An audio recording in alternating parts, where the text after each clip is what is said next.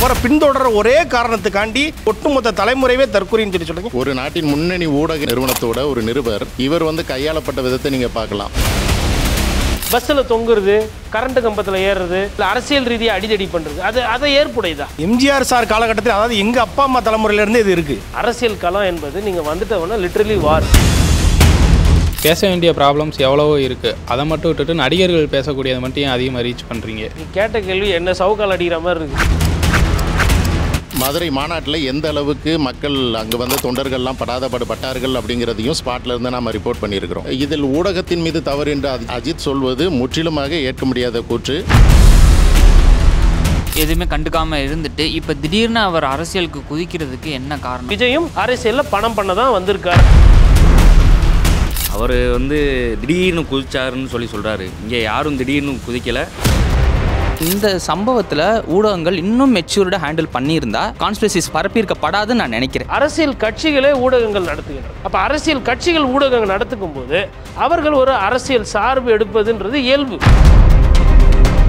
இவர் எப்படியெல்லாம் சுதாரிக்கணும் தேவக கட்சி அப்படிங்கிறத பற்றி ஒரு ஸ்பெஷல் கட்டுரையை ஒன் இந்தியா தமிழை வெளியிட்டிருந்தது. இதை தேவக எடுத்திருந்துச்சு அப்படின்னு சொல்லியிருந்தா கரூர் மாதிரியான ஒரு மோசமான சம்பவம் நடைபெற்று இருக்காது அப்படின்னு நாங்கள் நம்புகிறோம். வீட்டுக்குள்ளேயே உட்காந்து அரசியல் பண்ண போறீங்க அப்படின்னா அந்த அரசியல் நம்ம ஏற்றுக்க முடியாது. அவர் உள்ளே இருந்து அரசியல் பண்ணுறாருன்றது அதுவே ஒரு நரேட்டிவ் நீங்கள் செட் பண்ணுறீங்க. ஐயா தேவர் ஐயாவுக்கு போய் மாலை போடுறதுல என்ன பிரச்சனை? இப்போ மற்றவங்கெல்லாம் போய் மாலை போடுறாங்க. முதலமைச்சர் போடுறாரு, எதிர்கட்சி தலைவர் எடப்பாடி பழனிசாமி போடுறாரு. நீங்கள் என்ன பண்ணிடுங்க, வீட்டில் ஐயாக்கு இவ்வளோன்ற ஒரு படம் வச்சு அதில் பூ போட்டு இப்படி நிற்கிற மாதிரி நிற்கிறீங்க.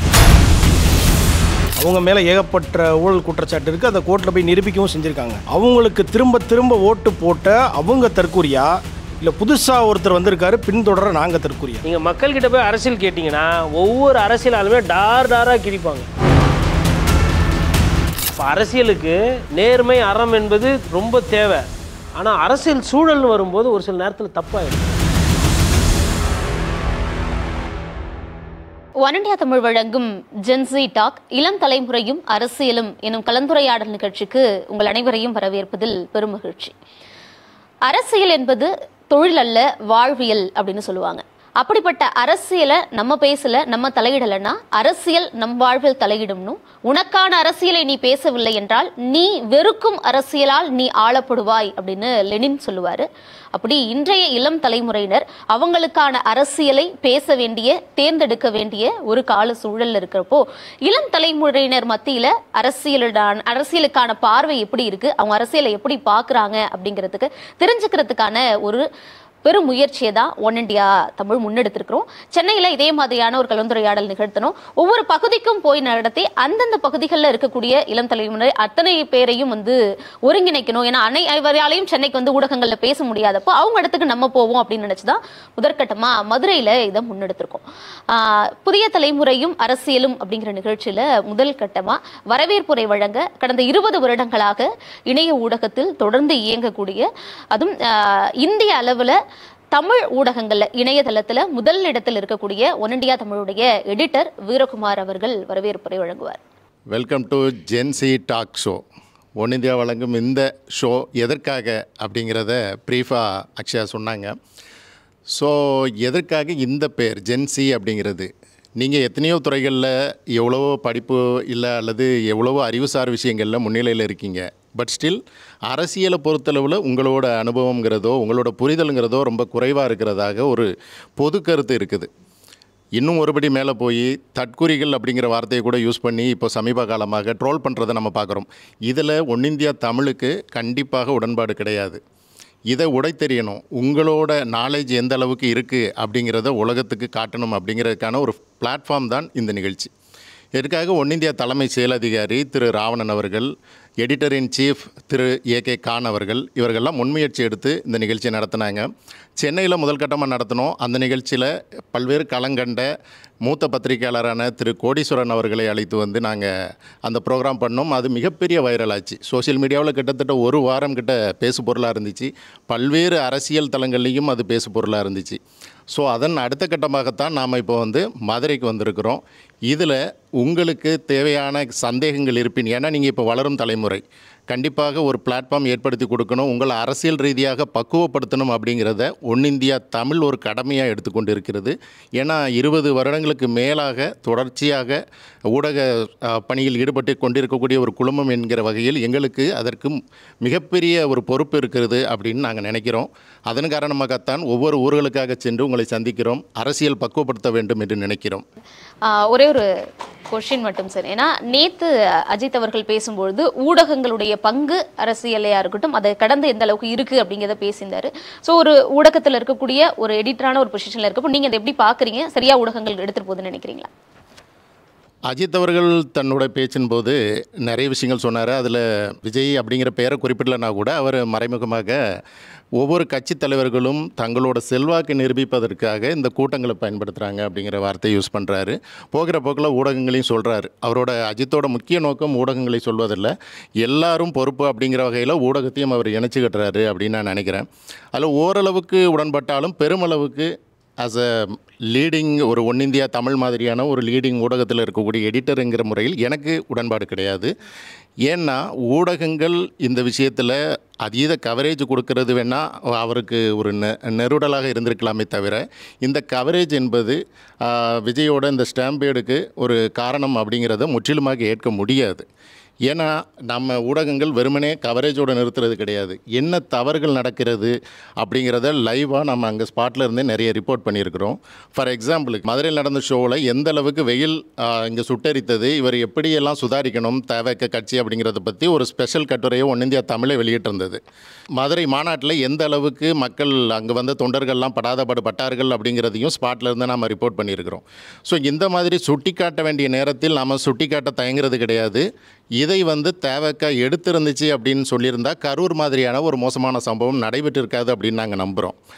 அண்ட் அகெயின் இந்த சுட்டிக்காட்டலுக்கு அப்புறமா நடந்தது தான் இந்த சம்பவம். ஒரு நாட்டின் முன்னணி ஊடக நிறுவனத்தோட ஒரு நிருபர் இவர் கையாளப்பட்ட விதத்தை நீங்கள் பார்க்கலாம். ஸோ ஊடகங்கள் மீது தவறு அப்படின்னு சொல்லிட முடியாது, ஊடகங்களை அவர்கள் நடத்தும் விதத்தில் தான் தவறு இருப்பதாக நான் நினைக்கிறேன். இதுக்கு இந்த ஒரு சம்பவமே மிகப்பெரிய உதாரணம். ஒன்னிந்திய தமிழை பொறுத்தளவில் தினசரி ஒரு 10 லட்சம் பேர் முதல் 12 லட்சம் பேர் வரை படிக்கக்கூடிய ஒரு ஊடகம். அந்த ஊடகத்தில் தொடர்ச்சியாக இது போன்ற குறைபாடுகள் இருப்பதை சுட்டிக்காட்டிய பிறகும் கூட விஜய் தரப்பு எந்த ஒரு பாதுகாப்பு நடவடிக்கையும் எடுக்கவில்லை என்பதுதான் கரூர் சம்பவத்திற்கு காரணமாக எங்களால் கருத முடியுமே தவிர இதில் ஊடகத்தின் மீது தவறு என்று அஜித் சொல்வது முற்றிலுமாக ஏற்க முடியாத கூற்று. இடிப்பாறை இல்லா ஏமரா மன்னன் கெடுப்பாரிலானும் கெடும் அப்படின்னு சொல்லுவாங்க. ஸோ நாம் இடிப்பாறை மாதிரியாக அதாவது விமர்சனங்களை நாம் பண்ணிக்கிட்டு தான் இருக்கிறோம். அதை ஏற்று நடக்க வேண்டியது அரசியல் கட்சிகளோட கடமை. அது இல்லாத போதான் இந்த மாதிரியான சம்பவங்கள் நடக்குது. அதனால் அஜித் கருத்தில் எனக்கு முழுமையாக உடன்பாடு கிடையாது. சார் இப்போ பார்த்தீங்கன்னா அஜித் நேற்று பேட்டி கொடுத்துருக்காங்க. அது ட்விட்டர் இன்ஸ்டாகிராம் அந்த அளவுக்கு அதில் கூட இல்லாத அளவுக்கு செய்தி சேனலில் அதிகமாக நீங்கள் ரீச் பண்ணுறீங்க. பேச வேண்டிய ப்ராப்ளம்ஸ் எவ்வளவோ இருக்குது, அதை மட்டும் விட்டுட்டு நடிகர்கள் பேசக்கூடியதை மட்டும் ஏன் அதிகமாக ரீச் பண்ணுறீங்க வெளியில்? இது ஒரு நல்ல கேள்வி. ஆக்சுவலாக நிறைய பேர் மனசில் இந்த கேள்வி இருக்குது. சோஷியல் மீடியாவில் வரக்கூடிய அளவுக்கு மெயின் ஸ்ட்ரீம் மீடியாக்கள் ஏன் இதை காட்டுறீங்க அப்படின்னு கேட்குறீங்க. ஸோ ஒன்னிந்தியா தமிழ் எடிட்டராக நான் என்ன சொல்ல விரும்புகிறேன்னா, சோஷியல் மீடியா காட்டுது அப்படிங்கும்போது மீடியாக்கள் ஏன் காட்டக்கூடாது அப்படின்னு நீங்கள் தடை விதிக்கணும்னு நினைக்கிறீங்க. மீடியாக்கள் தனித்து இயங்க முடியாது.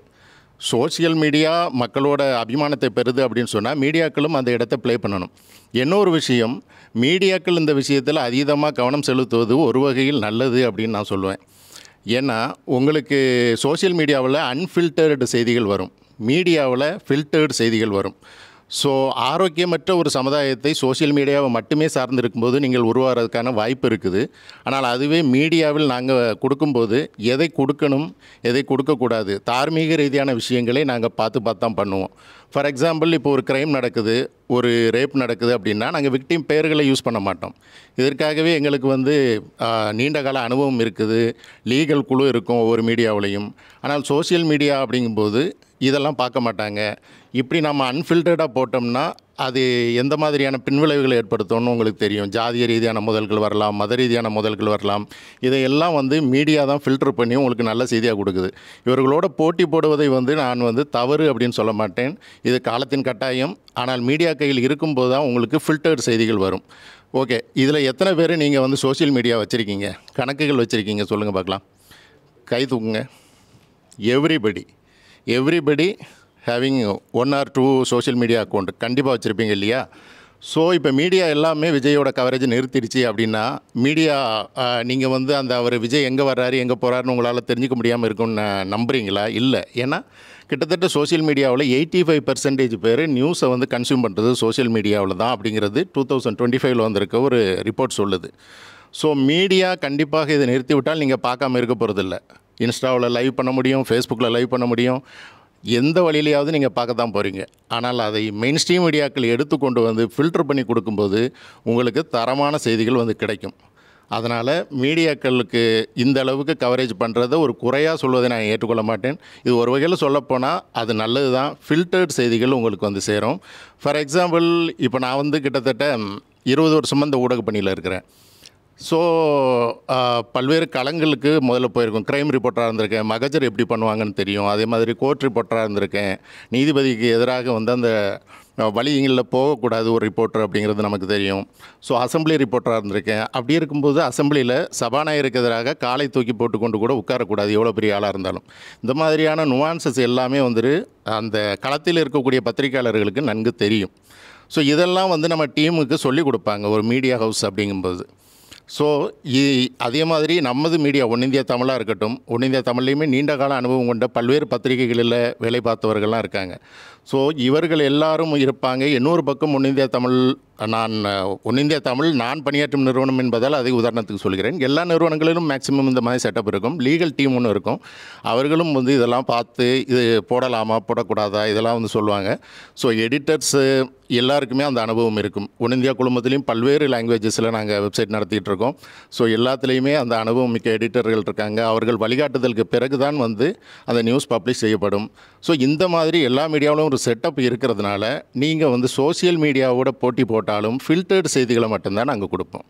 ஸோ அதனால் நியூஸை வந்து போட்டி போட்டு கொடுக்கறது தவறு கிடையாது. அண்டு போட்டி போட்டு கொடுக்கும்போதும் நாங்கள் தவறுகளையும் சுட்டிக்காட்ட தான் செய்கிறோம். அது ஏற்று நடக்க வேண்டியது அரசியல் கட்சிகளோட கடமை அப்படின்னு நான் சொல்லிக்கிறேன். Thank you. It's over to you sir. மூத்த பத்திரிகையாளர் திரு கோட்டீஸ்வரன் அவர்கள் நம்ம கூட இருக்காங்க.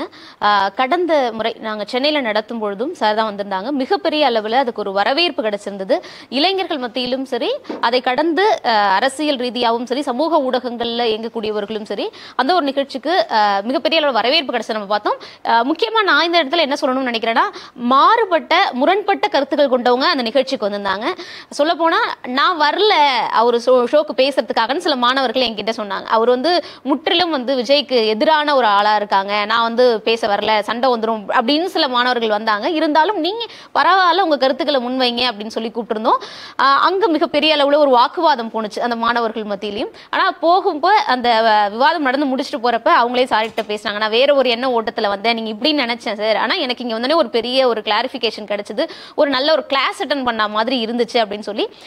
அதனால நம்ம இவர்கிட்ட இதை கேட்க கூடாது, இல்லைன்னா நீங்க இதுக்கு முன்னாடி சாரோட கேட்டிருக்கலாம், இவர் இந்த மாதிரியான ஆள், நம்ம அதனால அவர்கிட்ட இப்படிதான் பேசணும் அப்படி எதுவுமே இல்லை. எல்லாத்தையுமே உடை தெரிந்து உங்களுடைய மனதுல உங்களுடைய எண்ண ஓட்டம் என்னவா இருக்கோ அதை நீங்க கேட்கலாம். அது இல்லாதனாலும் சார் பார்த்துப்பார். சார் ஓட்டு யூ சார். மதுரை அப்படின்னு சொன்னாவே வந்து ஒரு உணர்வு, அது வெறும் ஊர் இல்லை, அது இங்கே இருக்கவங்களுக்கு தெரியும். இப்போ மதுரைன்னா மதுரை சுற்றி சிவகங்கை, திண்டுக்கல், தேனி எல்லாம் சேர்ந்தது தான்.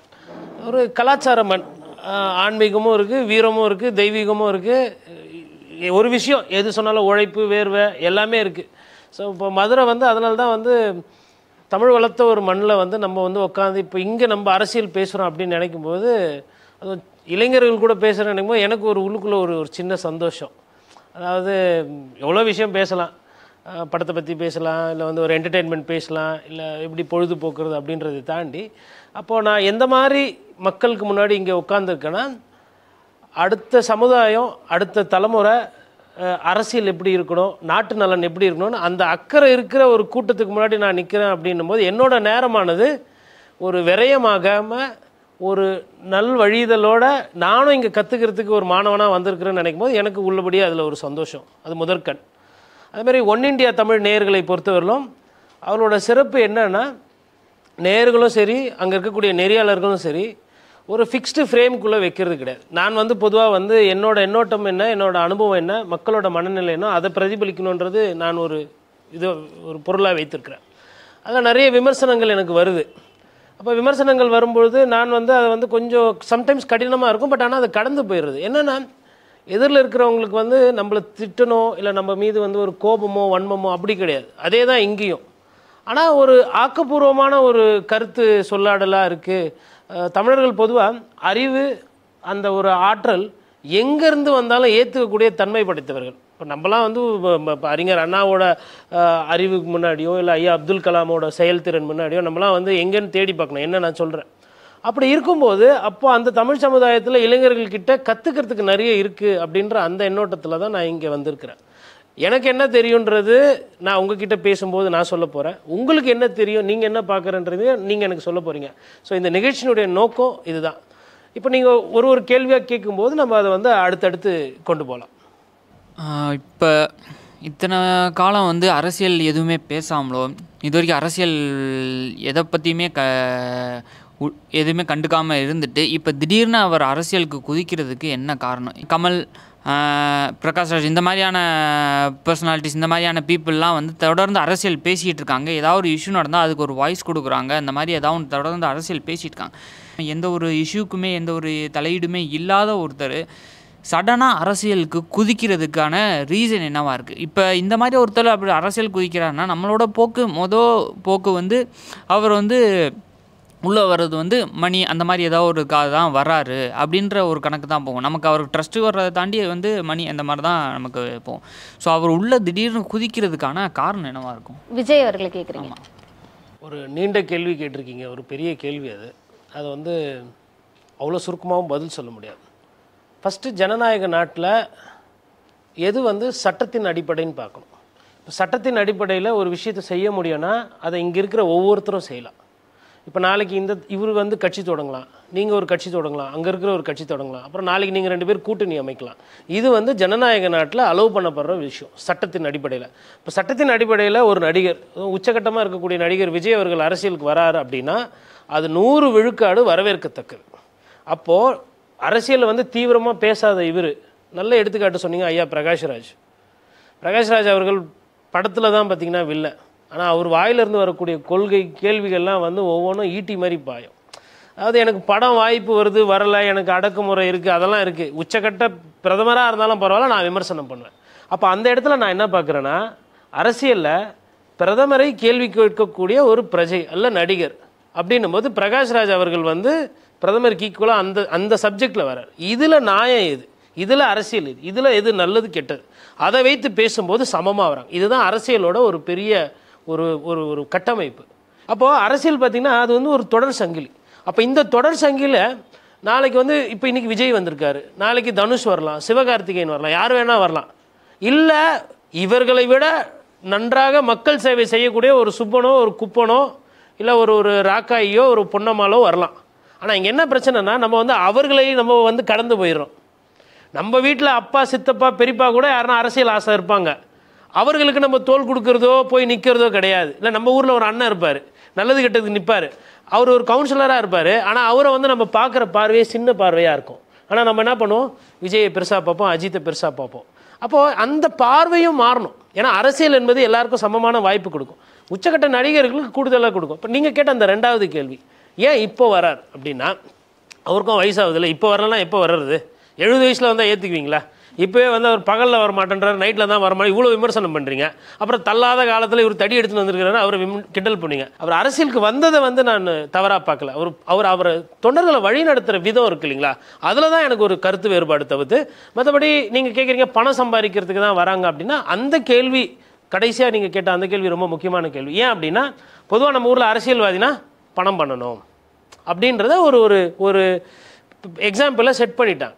இப்போ அரசியல்வாதினாவே என்ன, வெள்ளையும் சொல்லியமா சுற்றணும், 4 ஸ்கார்பியோ இன்னோவா, ஊரில் சிக்னல்லாம் நிறுத்தாமல் பான ஆர்னச்சுன்னு போனோம், மற்றவங்கள மதிக்கக்கூடாது, பைக்கில் ஒருத்தன் போனான்னா பின்னாடி போய் அவனை இடிக்கணும், இடிச்சிட்டவொடனே தலைவர் வண்டி இடிச்சிட்டு 4 பேர் சேர்ந்து அடிக்கணும், தப்பிச்சு உடனே 10 பேர் திருப்பி போய் அடிக்கணும், அது பார் கவுன்சிலாக இருந்தாலும். அப்போது இதெல்லாம் வந்து ஒரு மோசமான எடுத்துக்காட்டுகளை நீங்கள் வைக்கும்போது நம்ம என்ன பண்ணுவோம், அரசியல்வாதினாவே மோசம்ப்பா, காசு பணம் லஞ்சம் ஊழல் அடிதடி கட்ட பஞ்சாயத்து அப்புறம் பணம் சம்பாதிக்கணும் அப்படின்ற அந்த கட்டமைப்பை நமக்கு எடுத்துக்காட்டுக்காக இளைஞர்களுக்காக கேட்கும்போது அந்த எடுத்துக்காட்டுலேருந்து வந்தது தான் உங்களோட கேள்வி. அது நியாயமான கேள்வி. ஆனால் அடிப்படையில் பார்க்கும்போது ஒரு சிலர் தப்பு பண்ணுறாங்கன்றதுனால நம்ம வந்து விஜய் வந்து பணம் பண்ண தான் அரசியலுக்கு வந்தாருன்னு சொல்லிட்டு முன்கூட்டியே சொல்ல முடியாது. ஒருவேளை நாளைக்கு இந்த தேர்தலில் விஜய்க்கு வந்து முதலமைச்சர் ஆகிற மாதிரி நான் பார்க்கவில்லை. இது என்னோட தனிப்பட்ட கருத்து. ஒருவேளை 2031 ஒரு முதலமைச்சர் அவர் ஒரு சட்டமன்றத்தில் போய் அவருக்குன்னு ஒரு அமைச்சரவை இருக்குது, அந்த அமைச்சரவையில் யாருன்னா ஊழல் செஞ்சு ஒரு குற்றச்சாட்டுக்கு ஆளானா அப்போ நான் சொல்வேன் ஆமாம் விஜயும் அரசியலில் பணம் பண்ண தான் வந்திருக்காரு அப்படின்னு அன்றைக்கி நான் வந்து அது குற்றச்சாட்டாக வைப்பேன். பட் இப்போ எதுவுமே நடக்கிறதுக்கு முன்னாடி அவர் அரசியலுக்கு பொது வாழ்க்கையில் மக்களால் தேர்ந்தெடுக்கப்பட்ட ஒரு பிரதிநிதியாக வராத காரணத்தினால, குறிப்பாக சொன்னால் டெண்டர் கையெழுத்து போகிற அதிகாரம் இன்றைக்கி விஜய்க்கு கிடையாது. டெண்டர் பண்ணால் தான் ஊழல் பண்ண முடியும். அதை பண்ணும்போது தான் அந்த கேள்வி, அந்த மூன்றாவது கேள்விக்கு பதில். அவர் வந்து திடீர்னு குதிச்சாருன்னு சொல்கிறாரு. இங்கே யாரும் திடீர்னு குதிக்கலை. திடீர்னு குதிச்சா முதல்ல மக்கள் வந்து இந்த அளவுக்கு அங்கீகாரம் வந்து யாரும் கொடுக்க மாட்டாங்க. இன்றைக்கி அவர் ஒரு நடிகராக பார்க்க போகிறாங்க, விஜய் வந்து ஒரு ஸ்டாராக இருக்கார். அதை தாண்டி மக்கள்கிட்ட ஒரு செல்வாக்கு இருக்கிறனால தான் அவர் அரசியலுக்கு வந்திருக்காரு. ரெண்டாவது வந்து கமல் சாராக இருக்கட்டும், எல்லார் மேலேயும் ஒரு பார்வை இருந்துச்சு அரசியலுக்கு வருவாரா மாட்டாரன்ட்டு. கிட்டத்தட்ட எனக்கு தெரிஞ்சே அவர் ஒரு 90 காலகட்டத்தில் சினிமாவில் வந்திருந்தே நிறையா அவரும் சரி அவர் சார்ந்து இருக்கிற ரசிகர்கள் தொண்டர்கள் எல்லோரும் வந்து ஒரு சில நலத்திட்டங்கள் அந்த மாதிரிலாம் செஞ்சு தான் அவர் அரசியலுக்கு வந்திருக்காரு. அப்படின்றப்ப திடீர்னு குதிச்சாருன்றதை வந்து நம்ம ஏற்றுக்க முடியாது. நம்ம அப்படி பேருக்கு சொல்லி போயிடலாம். அப்படி சொன்னாலும் மக்கள் வந்து அதை ஏற்றுக்க மாட்டாங்க சார். இல்லை, அது அவரோட பார்வை அவர் சொன்னார், உங்கள் பார்வை சொன்னார். இந்த ரெண்டு பார்வையை சேர்த்து நான் ஒரு சில விஷயங்கள் நடந்ததை வைத்து சொல்கிறேன். மக்கள் நலன் வந்து விஜய் சார் செஞ்சுருக்காருன்னா நிறைய செஞ்சுருக்காரு, அதில் மாற்றுக்கிறது கிடையாது. மக்கள் நலனும் ஒரு வகையில் அரசியல் தான், அது வாக்கு அரசியலுக்கு அப்பால். ஆனால் வாக்கு அரசியல்னு வரும்பொழுது நீங்கள் 2024 பாரத பிரதமர் மோடி அவர்களை நீங்கள் விமர்சனம் பண்ணியிருந்தீங்க, இல்லை மோடி அவர்களுக்கு ஆதரவாக ஓட்டு கேட்டிருந்தீங்கன்னா அந்த கேள்வி அவர் கேட்டிருக்க மாட்டார். நடுவில் கொஞ்சம் பக்கத்தை காணுன்ற மாதிரி அப்போது விடுமுறை, அப்புறம் இடைத்தேர்தல் வந்தாலும் அதை பற்றி பேசுறது கிடையாது.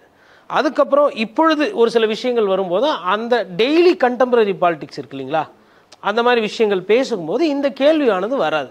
மற்றபடி நீங்கள் சொன்னதும் ஒரு வகையில் உண்மைதான். திடீர்னுலாம் ஒரு ஆள் அரசியலுக்குன்றது அவர் வந்த மாதிரி எனக்கு தெரியல.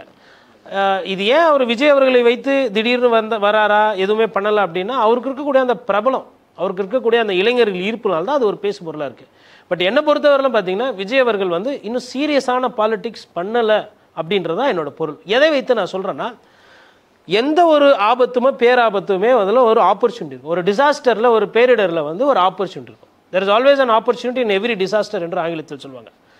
2 நாள் 3 நாள் பயந்து மேபி அவருக்கு எப்படி ரியாக்ட் பண்ணுறது தெரியல, இன்னொரு தம்பி சொன்னார், அதனால கூட அவங்க இருக்காங்க. 3 நாள் 4 நாள் கழிச்சு அரசியல் தெரிந்தவர்களுக்கு பஞ்சமாக இருக்குது தமிழ்நாட்டில். எவ்வளோ பேர் இருக்கிறாங்க, தேர்தலில் தோற்றுருப்பாங்க, ஆனால் அரசியல் ஆளுமையை இருப்பாங்க, அவங்கக்கிட்ட அறிவுபூர்வமான சிந்தனைகள் இருக்கும்.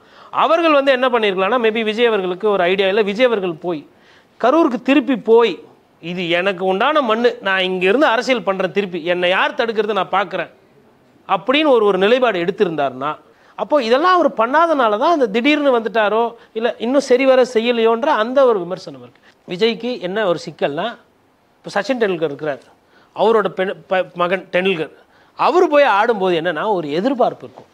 10 பாலில் 5 ரன் அடிக்கிறாப்புல டெண்டுல்கர் மகனா இது அப்படின்வாங்க, பேர் ப்ரெஷர். இப்போ கலைஞர் கருணாநிதி அவர் மகன் ஸ்டாலின் வந்துட்டு அவரை விட நல்லா பண்ணாதான் இது, இல்லைனா இது என்ன கலைஞர் மாதிரி இல்லை சிந்தனை, கலைஞர் அளவுக்கு உழைப்பு இல்லையா, இவர் என்ன அரசியல் நடத்துகிறாருன்னு ஈஸியாக கேட்பாங்க. அந்த கேள்விகள்லாம் வந்திருக்கு அவர் மீது. அப்போது அந்த கம்பேரிசன்ஸ் வந்து ஜாஸ்தி. இப்போ கீழே இருக்க, இப்போ நீங்கள் இருக்கீங்க, இப்போ நீங்கள் வந்து கவுன்சிலராக இருந்து எம்எல்ஏ ஜெயிச்சு வரீங்க, ஒரு அவங்க ஊரில் இருக்கக்கூடிய, நீங்கள் எந்த ஊருங்க? மதுரை. இப்போ நாளைக்கு வந்து மதுரைன்னு பார்த்தீங்கன்னா இப்போ ஐயா ஏகே மூர்த்தி இருக்கிறாரு. அதே மாதிரி இந்த சைடு பார்த்தீங்கன்னா இப்போ ஒரு வேளை ஆர்பி உதயகுமார் இருக்கிறாரு. இப்போ 2 பேரை யாரையும் எதிர்த்து நீங்கள் ஜெயிச்சிடுறீங்க மதுரையில், நீங்கள் தான் பேசு பொருள். அது வந்து நீங்கள் அப்போ ஹீரோவாக காட்டுவீங்க. இதே நீங்கள் ஒரு ஸ்டாராக இருந்துட்டு நீங்கள் போய் அவங்கக்கிட்ட நின்று தோத்துட்டீங்கன்னு வச்சுக்கோங்களேன், அப்போ வந்து உங்கள் மீது இருக்கக்கூடிய எதிர்பார்ப்பு உங்களுக்கு அந்த அந்த இது இருக்குது பாருங்கள், உங்களோட அந்த பப்ளிசிட்டி, அந்த அந்த கட்டமைப்பு, அதுவே உங்களுக்கு மைனஸாக போயிடும். விஜய்க்கு அதுதான் பிரச்சனை. இப்போ விஜய் சார் வந்து படத்தில் வந்து தூக்கி போட்டு மிதிக்கிறாரு, 4 பேர் வந்தாலும் ஓட விட்றாரு, யாராக இருந்தாலும் ஒரு ஆளாக போய் பீஸ்டில் சண்டை போட்டார். ஆனால் கரூரில் போகும்போது வந்து அவருக்கு ஒரு சில பின்னடைவுகள் வருது. அதனால தான் சொல்கிறோம், நம்ம தரை வேறு திரை வேறு. இப்போ நம்ம எங்கேருந்து பேசுகிறோம், ஐயா முத்துராமலிங்க தேவர் ஐயாவுக்கு பிடிச்ச ஒரு மண்ணில் இருந்து பேசுகிறோம், ரைட்டுங்களா? இவருக்கு ஐயா தேவர் ஐயாவுக்கு போய் மாலை போடுறதுல என்ன பிரச்சனை? இப்போ மற்றவங்கெல்லாம் போய் மாலை போடுறாங்க, முதலமைச்சர் போடுறாரு, எதிர்கட்சி தலைவர் எடப்பாடி பழனிசாமி போடுறாரு, அதுக்கப்புறம் சீமானண்ணன் போடுறாங்க, அங்கே வைகோவும் சீமானும் நல்லா நட்பு பாராட்டுறாங்க. ஓபிஎஸ், டிடிவி தினகரன், செங்கோட்டையன், கோயம்புத்தூர்லேருந்து செங்கோட்டையன் வந்து அங்கே ஒரு அரசியல் பண்ணுறாங்க. அப்போ இவங்கெல்லாம் அரசியல் பண்ணுறாங்க. நீங்கள் என்ன பண்ணுறீங்க, வீட்டில் ஐயாக்கு இவ்வளோன்ற ஒரு படம் வச்சு அதில் பூ போட்டு இப்படி நிற்கிற மாதிரி நிற்கிறீங்க. இது அப்போ இது மாதிரி பண்ணால் அந்த மாதிரி கேள்வி வருமா வராது? பதில் கேள்வி இருந்தாலும் நீங்கள் கேட்கலாம், உங்களுக்கு எதிர்கருத்து இருந்தாலும் சொல்லலாம். இல்லை சார், வெளியில் வரமாட்டாருன்றது ஒரு ஏற்புடையதாக கிடையாது. இல்லை லாஜிக்காக பேசுவோம். பசும்பொண்ணுக்கு வந்தாரா வரலையா? இல்லை சார், அதே விஜய் தான் பெரிய. இல்லை சார், வந்தாரா வரலையா? அவர் வெளியே வரல சார், பசும்பொண்ணுக்கு வரல சார். அதே விஜய் வெளியே வரலன்றது வந்து ஏற்புடைய கிடையாது. பசும்பொண்ணுக்கு வரலையான்னு கேட்டால் வரல. இதே விஜய் தான் தந்தை பெரியாரோட சிலைக்கு வந்து சென்னையில் போய் மாலை அணிவித்தார். சரி, அதே நந்தனத்தில் தேவர் சிலை இருக்குது, பெருசாக இருக்குது சென்னையில். சார், இந்த மாதிரி ஒரு இன்சிடெண்ட் நடந்திருக்கப்ப இப்போ விஜய் வந்து உங்களுக்கு தெரியும் தென் மாவட்டங்களில் எப்படி இருக்கும், குறிப்பாக வந்து அங்கிட்ட ராமநாதபுரம் சைடு பசுமொழியில் எப்படி இருக்குன்னு தெரியும். இப்போ அவர் வந்திருக்கணும்னு சொல்கிறீங்களா நீங்கள்? நான் என்ன சொல்கிறேன்னாங்க, இப்போது ஊழலை எதிர்த்து லஞ்ச லாவணத்தை எதிர்த்து இளைஞர்கள் வேலைவாய்ப்பு நலன் அப்படி நீங்கள் அரசியல் பண்ண போகிறீங்களா, இல்லை வெளில வர்றதா வேணாமா, போகலாமா வேணாமா, இந்த அரசியல் எஸ்ஜே சூர்யா ஐயா மாதிரி பண்ண போகிறோமா? நம்ம அங்கே போய் ஐயா முத்துராமலிங்க தேவரை பார்த்துட்டு ஒரு மாலை போட்டு அங்கே ஒரு 2 மைக்கை பிடிச்சி பேசியிருந்தாருன்னா அது பொலிட்டிக்கல் ஸ்டேட்மெண்ட். அந்த இடத்துல விஜய் ஒரு கருத்து பேசியிருந்தாருன்னா ஆட்டோமேட்டிக்காக டிடிவி தினகரன், சசிகலா அவர்கள், ஓபிஎஸ் அவங்க ஒரு நரேட்டிவ் செட் பண்ணாங்க. அதுக்கப்புறம் எதிர்க்கட்சி தலைவர் சொன்னார்ல, விஜய் அவர்களும் அன்றைக்கி அங்கே அரசியல் பண்ணியிருப்பார். உதாரணத்துக்கு எடப்பாடி பழனிசாமி அவர்கள் சொல்கிறாரு, ஐயாவுக்கு வந்து நாங்கள் வந்து பாரத ரத்னா வாங்கி கொடுப்போம் தேவருக்கு, அதே மாதிரி மதுரை விமான நிலையத்துக்கு அவர் பேரை வைக்கணும்னு சொல்கிறாரு. முதலமைச்சர் ஸ்டாலின் அவர்கள் அதை எதிர்த்து அரசியல் பண்ணலையே, நாங்களும் முன்மொழிவோம், நாங்களும் மண்டபம் கட்டுவோம். ஏன் எடுக்கிறாங்க இந்த ஸ்டாண்டு? ஏன்னா அதுதான் அந்த பொலிட்டிக்கல் கால்குலேஷன். மற்றபடிங்க ராமநாதபுரம் வந்தால் நிலைமை எப்படி இருக்கும்? நம்மவர்கள் நம்ம மக்கள் நம்மளை என்ன பண்ண போகிறாங்க? ஒன்றும் கிடையாது. நீங்கள் வந்து ஒரு எட்டாக்கனியாக இருக்கிறதுனால தான் இந்த சிக்கல். நீங்கள் இதயக்கனியாக மாறிட்டீங்கன்னா உங்களுக்கு இந்த சிக்கல் கிடையாது. விஜயகாந்த் ஐயா போயிருக்காரு. விஜயகாந்த் இப்போ மதுரையில் நீங்கள் இருக்கிறீங்க, நான் சொல்கிறது சரியா தப்பான்றது நேர்களுக்கு விட்டுறேன். விஜயகாந்த் ஐயாவுக்கு தென் மாவட்டங்களில் விஜய் அவர்களோட வசீகரம் ஜாஸ்தி. அந்த வேட்டியை மடிச்சு கட்டின்னு போகிறது, பேசுறது, உள்ளே ஒன்று வச்சுன்னு வெளில ஒன்று, தப்புனா தப்பு, என்னையா நீங்களும் உங்கள் அரசியலும் போக அப்படின்னு சொல்லிட்டு போயிட்டே இருப்பாப்புல. அந்த சட்டமன்றத்திலலாம் நான் பார்த்துருக்குறேன், அந்த கோவம் வரும்போது ஏஞ்சி அப்படி நின்னாவெல்லாம் அந்த கம்பீரம், இதெல்லாம் விஜய்கிட்ட எதிர்பார்க்கலாம்ல. இன்றைக்கி ஆட்டோக்கு பின்னாடி நம்ம போடுறோம், என்ன போடுறோம், வைரத்தை தொலைச்சிட்டோம், தங்கத்தை தொலைக்க மாட்டோன்னு. தங்கம் மின்னணுமா மின்னக்கூடாதா? தங்கம் வெளில வரணுமா வரக்கூடாது? இதுதான் என்னோட கேள்வி. இதுவும் வந்து விஜய் சாருக்கு தான் நல்லது. நான் இப்போ பேசிகிட்டு இருக்கிறது இதெல்லாம் அவர் செஞ்சார்னா அவருக்கு நல்லது, செய்யலைன்னா அது எந்த விதமான அரசியல்? அறிஞர் அண்ணா சொல்லி கொடுத்த அரசியல் இது அல்ல. இல்லை, நீங்கள் தென் மாவட்டங்கள்னு சொல்கிறீங்க, வாக்கு கேட்கறதுக்கு தென் மாவட்டம் வரணும் இல்லை? தென் மாவட்டத்துக்கு தான் வாக்குகள். ராமநாதபுரம் எப்படி போஸ்ட்டில் ஓட்டு கேட்பீங்களா இல்லை வாட்ஸ்அப்பில் கேட்க போகிறீங்களா? இல்லை மேடம், அவர் களத்தில் தான் இருக்காரு. நீங்கள் சொல்கிறீங்க தெரியுமா, இந்த மீடியா தான் இப்படி ஒரு இதுவும் ஒரு நரேட்டிவ் தான். ஐயா, அவர் வரல அப்படின்றத ஏற்றுக்கிறீங்களா? அது கரெக்டு தான் சார். அவர் உள்ளே இருந்து அரசியல் பண்ணுறான்றது அதுவே ஒரு நரேட்டிவ் நீங்கள் செட் பண்ணுறீங்க. அவருக்கான பெர்மிஷன் இப்போ வந்து கரூருக்கு வந்து ஏன் போகலன்னா, ஒரு வாரம் கழிச்சு அவங்க கட்சி சார்பில் வந்து சொல்கிறப்ப என்ன சொல்கிறாங்கன்னா, நாங்கள் அங்கேயே தான் வெயிட் பண்ணோம், 2ஆம் கட்ட தலைவர்கள் வெயிட் பண்ணி எங்களுக்கு வந்து பெர்மிஷன் கொடுக்கல, அதனால நாங்கள் போயிட்டோம். இப்பயுமே வந்து 1 மாதம் ஆச்சு விஜய் போகல, இதுக்கு மேலேயும் நம்ம போகாமல் இருக்கக்கூடாதுன்றக்காண்டி தான் அவர் வர வச்சு பார்த்தாரு. மற்றபடி வந்து அவர் வெளியே வரலன்றது இல்லை இருங்க, நான் சொல்கிறேன், நான் ஒரு யதார்த்த நிலையிலேருந்து பேசுகிறேன், இல்லை உங்களுக்கு மற்றவங்களுக்கும் புரிகிற மாதிரி. இப்போ பசும்பொண்ணுக்கும் விஜய் அவர்கள் போயிருக்காருன்னு வச்சுக்கோங்களேன், தள்ளுமுள்ளாவது இல்லை காவல்துறை மறுக்கிறாங்கன்னா இது பெரிய செய்தியாக இருக்கும். விஜய் அவர்களுக்கு அனுமதி மறுப்புன்றது பெரிய செய்தி. அப்போ விஜய் அவர்கள் மைக்கு பிடிச்சோ இல்லை அறிக்கையிலையோ, நான் தேவரையாவுக்கு ஜெயந்தி செய்யக்கூடாதுன்னு சொல்லிட்டு என்னை தடுப்புறதுக்கு இவங்களுக்கு யார் அதிகாரம் கொடுத்தா? எந்த சட்டத்தில் அதுக்கு இடம் இருக்குது? நீங்கள்லாம் மாலை போடலாம், நீங்கள்லாம் தேவரையாவை கும்பிடலாம், குரு பூஜை கொண்டாடலாம், நான் ஏன் போகக்கூடாது? சரி, அங்கே போயிட்டு அதுக்கடுத்து இமானுவேல் சேகரன் அவர் மண்டபத்தை போய் பார்க்குறாரு. அப்படின்னா அந்த அரசியலை யார் தடுக்கிறதுன்றதான் என்னோட கேள்வி. அவர் வரலைன்றது ஒரு ஃபேக்ட் தானே. நம்ம அந்த ஃபேக்ட்டுக்கு நம்ம எப்பயுமே ஃபேக்ட்டுக்கு பதில் சொல்லாமல் நரேட்டிவ்ன்றது இப்போ யாருன்னா எதிர்பார்த்தாங்களா? செங்கோட்டையன் வந்து நேற்று போயிட்டு வந்து ஓபிஎஸ் டிடிவி உங்களை சேர்ப்பாங்கன்னு அவங்க ஒரு நரேட்டிவ் செட் பண்ணுறாங்க. அப்போ மீடியா அதை காட்டுது. மீடியாவோட வேலை வந்து நரேட்டிவ் செட் பண்ணுறது கிடையாதுங்க. நரேட்டிவோட ஒரிஜினல் ஓனர் அரசியல்வாதிகள். அப்படி அரசியல்வாதிகள் வீக்காக இருக்கிற நேரத்தில் தான் மீடியா நரேட்டிவ் செட் பண்ண முடியும். எத்தனையோ பேர் மீடியாவை வந்து தோச்சி தொங்க விட்ட அரசியல்வாதிகள்லாம் இருக்கிறாங்க.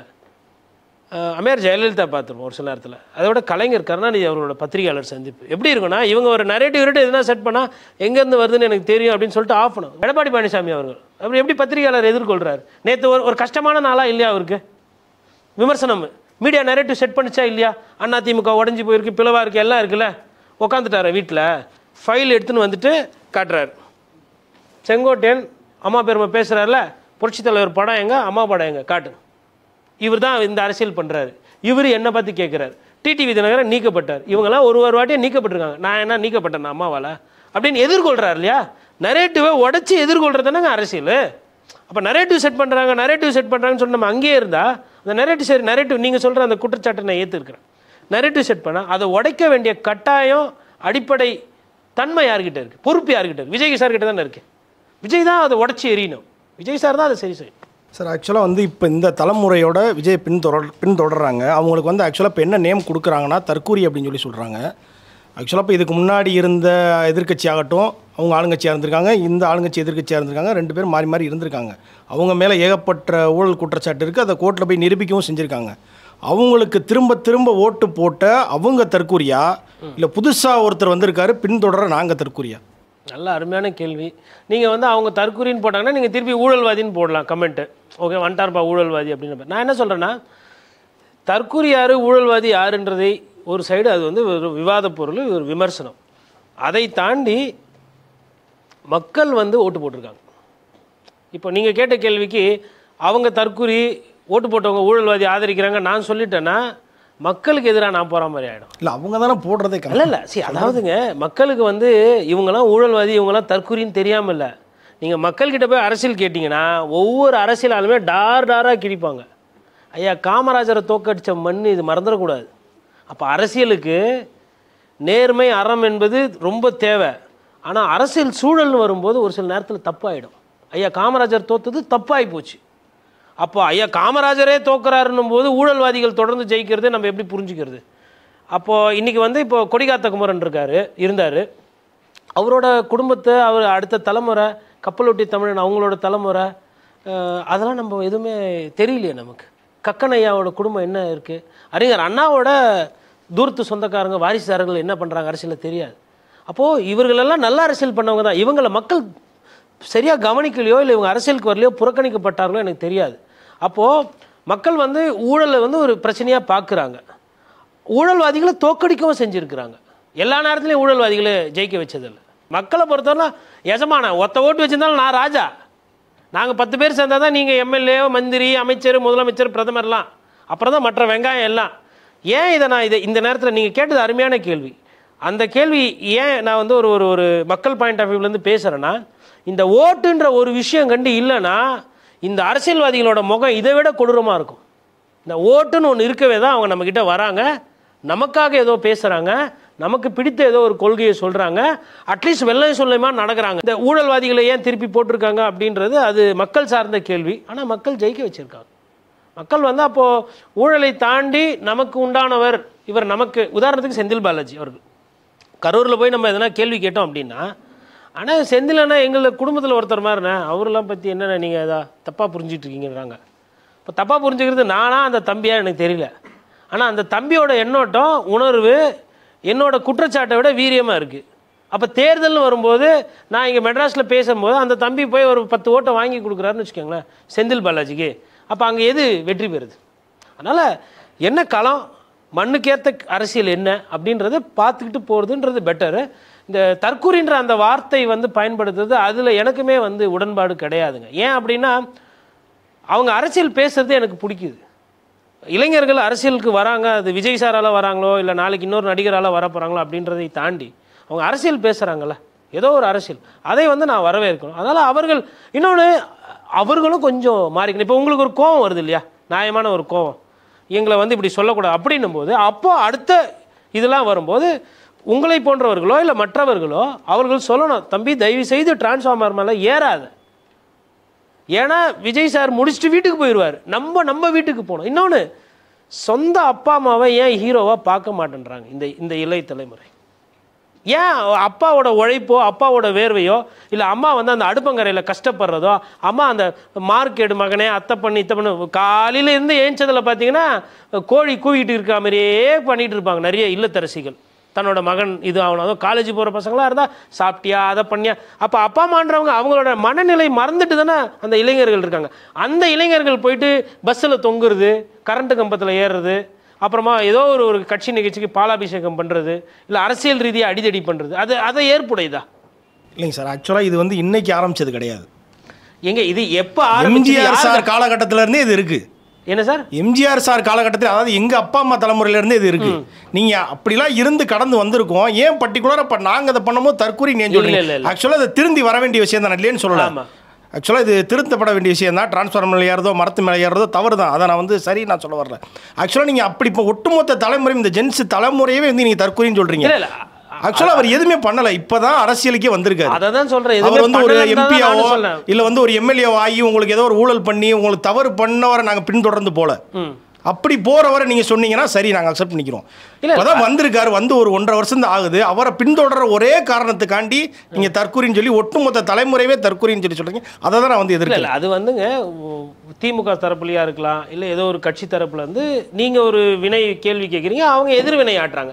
உங்க 2 பேருக்குள்ள இருக்கிற பிரச்சாரம் இதுல என்னோட பிரச்சனை என்னன்னா, விஜய் ஃபேன்ஸ் ஒண்டி உங்களுக்கு பிரச்சனை, எனக்கு அடுத்த தலைமுறை எனக்கு பிரச்சனை. விஜய் பிடிக்கிட்டும் பிடிக்காம போட்டோம், எனக்கு அது பிரச்சனை கிடையாது. நான் ஒரு பத்திரிகைக்காரனா அடுத்த தலைமுறை மொத்தமாக சேர்த்து தான் நான் பார்க்க முடியும். அப்படி நான் பார்க்கும்போது என்னென்னா, இது வந்து தாவேக்காக்கும் திமுகவில் இருக்கிற ஒரு சிலர்களுக்கு உண்டான பிரச்சனைகள். அதுதான், அதை அப்படி தான் பார்க்கணும். இதை தாண்டி நீங்கள் சொன்ன மாதிரி நிறைய பிரச்சனைகள். அப்புறம் இன்னொரு விஷயம் முக்கியமானது கேட்டீங்க, எம்ஜிஆர் காலத்தில் இருந்து எம்ஜிஆர் அவர்கள் மீது விமர்சனம் வைக்கப்பட்டது. எம்ஜிஆர் அவர்களும் நடிகன் கூத்தாடி உனக்கு என்ன தெரியும் அப்படிலாம் பேசப்பட்டாங்க. ஆனால் அதற்காக அவர் உக்காந்துக்கிட்டு போகாமல் எங்கேயோ, இன்றைக்கி விஜய் சாருக்கு இருக்கிற மவுஸை விட வயதானவர்கள் இருப்பாங்க, உங்கள் குடும்பத்தில் இருப்பாங்க, பாட்டி இருப்பாங்க, தாத்தா இருப்பாங்க, பெரியப்பா இருப்பார். போய் கேளுங்க, இப்போ வயசில் எம்ஜிஆர் எப்படி அப்படி கேட்டு பாருங்க, அவர் படம் எப்படி ஓடிச்சு அப்படி. அப்போ அதெல்லாம் கேட்கும்போது அவர் அதெல்லாம் கடந்து தானே வந்தார். அப்போ என்ன ஆயிடுச்சுன்னா, ஒரு லெவலுக்கு மேலே எம்ஜிஆரை ராமாபுரம் போனால் பார்க்கலாம், தலைவர் வீட்டுக்கு போனால் ஒரு நாள் 2 நாளில் பார்த்துடலாம், அங்கே போனால் ராமபுரத்தில் சாப்பாடு போடுவாங்க அப்படின்ற அவர் வந்து தன்னை வந்து ஒரு காமனாக ஆக்கிக்கிட்டார், மக்களுக்காக இருக்கிறேன் அப்படின்ற மாதிரி மாற்றிக்கிட்டார். அதை மாற்றும் போது என்ன ஆகி போச்சுன்னா, நீங்கள் சொல்லக்கூடிய இந்த விமர்சனங்கள்லாம் மாறிச்சு. மாற்றலை அப்படின்னா சிக்கல் யாருக்கு? விஜய் சாருக்கு தான். Subscribe to One India and never miss an update.